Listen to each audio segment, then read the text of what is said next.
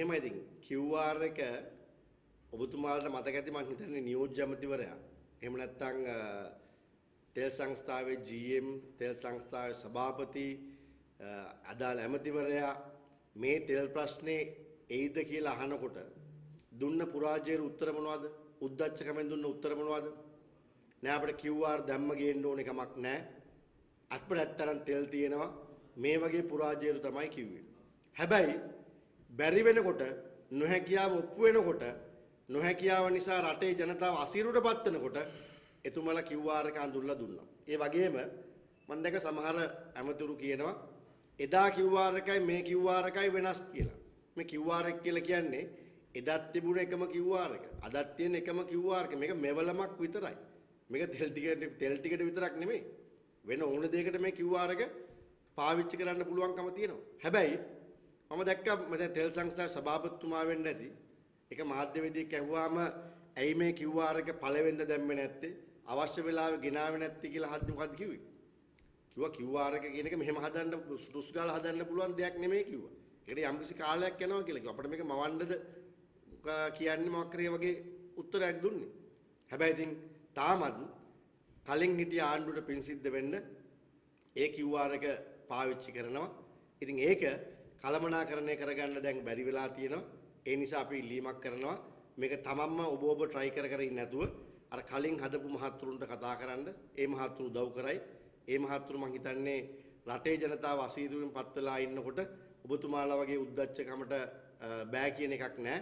ඒ නිසා ওই උද්දච්චකම පැත්තකින් තියලා කලින් මේ QR එක කොහොමද ක්‍රියාත්මක වුනේ අවශ්‍ය ඇති වෙන ප්‍රශ්න වලට කොහොමද මුහුණ දුන්නේ කියලා තනියෙන් මේ සුද්ධ වෙලා හිත ඉන්නේ නැතුව කල්පනා කරගෙන නැතුව බොරු රටේ ජනතාව ඉස්සරහා තව පැය ගානකින් මේක හරියනවා දවසින් හරියනවා මේ වගේ බොරු කියන්නේ නැතුව කලින් හදපු අය ගැන එන්න කියලා කතා බහ කරන්න ඒ අය උදව් කරයි. මොකද ඔබතුමාලා මතක ඇති ඔය මං කලින් කිව්ව 3-4 දිනාම මොකද්ද කිව්වේ QR එකේ ප්‍රශ්න රාඩ ටීවී එකේ පෙන්නනකොට කිව්වා මේ ප්‍රශ්නේ ඇත්තේ 10-15000කට කියලා කිව්වා. හැබැයි එතුමා මම ඊයේ කියනවා පැයකට 30000ක් රෙජිස්ටර් වෙනවා කියලා. මේ කියන්නේ අපි නෙමෙයි. කලින් කියනවා රටේම 10-15000කට තමයි මේ ප්‍රශ්නේ තියෙන්නේ කියලා බොහොම සැහැල්ලුවට මේ ප්‍රශ්නේ ගන්නවා. හැබැයි ඊයේ කියනවා පැයකට 30000ක් රෙජිස්ටර් වෙනවා කියලා. ඉතින් මේවා රටේ ජනතාවට අපි තේරුම් ගන්න කියලා මතක් කරනවා.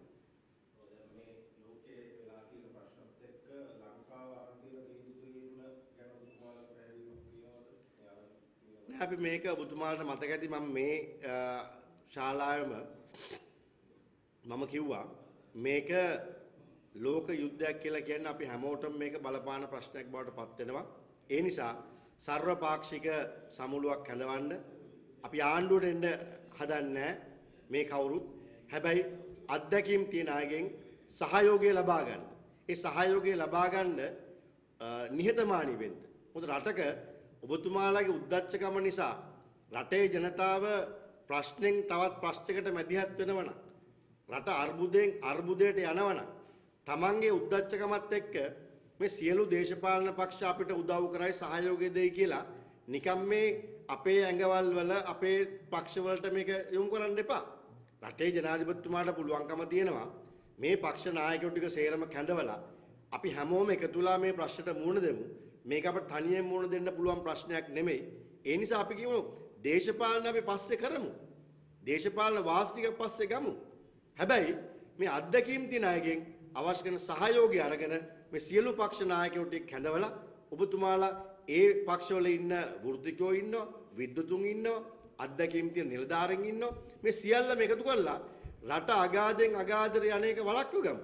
ඉතින් මේ යෝජනාව දෙවනි වතාවටත් මම කරනවා ශ්‍රී ලංකා නිදහස් පක්ෂයේ විදියට ජනාධිපතිතුමනි සර්වපාක්ෂික ආණ්ඩුවක් නෙමෙයි සර්වපාක්ෂික සමුළුවක් ඇඳවන්න. අපි කියන්නේ මේ ආණ්ඩුවට එන්න කියලා ආණ්ඩුවේ කොටස්කාරයෝ වෙන්න කියන කාරණාව නෙමෙයි. මේ අත්දැකීම් තියෙන කණ්ඩායම කැඳවලා ඒ අයත් එක්ක සාකච්ඡා කරලා මේකට පොදුවේ මුහුණ දෙමු අපි. මොකද යුද්ධය තවත් ඉදිරියට වැඩි වුණොත් මීට වඩා මහා බරපතල තැනකට යනවා. අපි රටේ ජනතාව බය කරන්න වචනයක්වත් කියන්නේ අර බුදුම හඳුන්නෙත්ලා කිව්වා වගේ සල්ලි වන්න එපා කියලා අපි කියන්නේ නැහැ. බඩු මිල වැඩි වෙයි කියලා බඩු ටික එකතු කරන්න කියලා අපි කියන්නේ නැහැ. ලයිට් ටික කැපෙයි කියලා වෙලා වෙන ක්‍රමයක් පාවිච්චි කරගන්න කියලා අපි රටේ ජනතාව අවශ්‍යන්නේ නැහැ. හැබැයි මේ කියන ප්‍රශ්න ටික එන්න පුළුවන් කියන එක දැන් මේ රටේ ඉන්න පුංචිම දරුවන්ට තේරෙනවා. මොකද ඇමතිරු දැන් පොඩ ඒ මානසිකත්වය ඇති කරමින් යනවා. මොකද ඊයේ අනුර කුමාර ජනාධිපති සහෝදරයා කතාවෙත් කිව්වා මොකද්ද? තෙල් මිල වැඩි කරන්න වෙයි. මේ තෙල් ටික ගෙන්න ගන්න බැරුණොත් එහෙම අපි යම් අර්බුදයකට යනවායි කියන කාරණාව පොඩ කියන ගමන් කිව්ව දෙයක් මොකද්ද?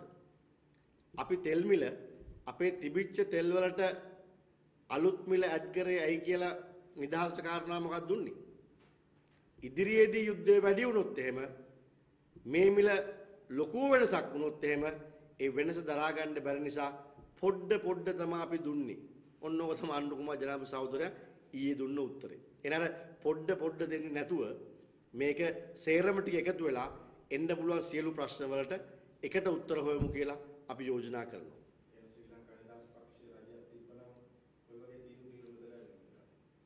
නෑ ඒක ඉතින් දැන් අපි කියලා හරියන්නේ නෑනේ. දැන් අපිට ආණ්ඩුවක් නෑනේ. ඒ නිසා ආණ්ඩුවගෙන් ඔබතුමාලා අහන්න. මොකද අපි සූදානම්, අපි උදව් කරන්න සූදානම්, සහයෝගය ලබා දෙන්න සූදානම්. ඒ අත්දැකීම් ටික බෙදා ගන්න අපි කැමතියි. මොකද මේක අපි දන්නවා වැටුනොත් වැටෙන්නේ රට මිසක් JVP ආණ්ඩුව නෙමෙයි. මොකද අපිට දේශපාලන පක්ෂයක් විදිහට සමහර වෙලාවට මේ ආණ්ඩුව වැටෙන එක හොඳයි. දේශපාලනිකව බැලුවොත් අපිට දේශපාලනිකව වාසි ලබා ගන්න පුළුවන්. හැබැයි අපි මේ වෙලාවේ අර හඳුන්වලා කරා වගේ රටේ ජනතාව අමාරුවේ දාන්න, රටේ ජනතාව අපහසුතාවට ලක් කරන්න කැමති නැති නිසා අපි සූදානම් අපෙන් උදව් ඉල්ලුවොත්, අපෙන් සහයෝගය ඉල්ලුවොත් ඒ සියලු සහයෝගය අපි ලබා දෙන්න සූදානම්. මොකද එහෙම නැති වුණොත් විනාශ වෙන්නේ මේ රට.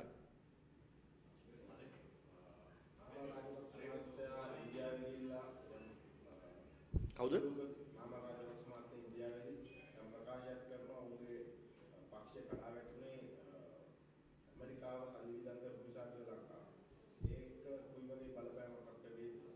ඒකදී එතුමෙන් අහන්න ඒක එතුමා කරපු ප්‍රකාශයක් නේ. ඒක රට බලපාන විදියක් නෑ. ඒක ඇමරිකාව එතුමත් එක්ක බලාගනි. ඒ කිව්ව කාරණෙත් එක්ක ඇමරිකාවට ප්‍රශ්නයක් නැහැ. ඇමරිකාව එතුමාගේ පක්ෂෙත් එක්ක හරි එතුමත් එක්ක මේක සාකච්ඡා කරයි මොකද්ද මේ කිව්ව කාරණාව කියලා. ඉතින් ඒක ශ්‍රී ලංකා නිදහස් පක්ෂයේ විදිහට අපිට අදාළ වෙන්නේ නැහැ. නම් බොහොම ස්තුතියි.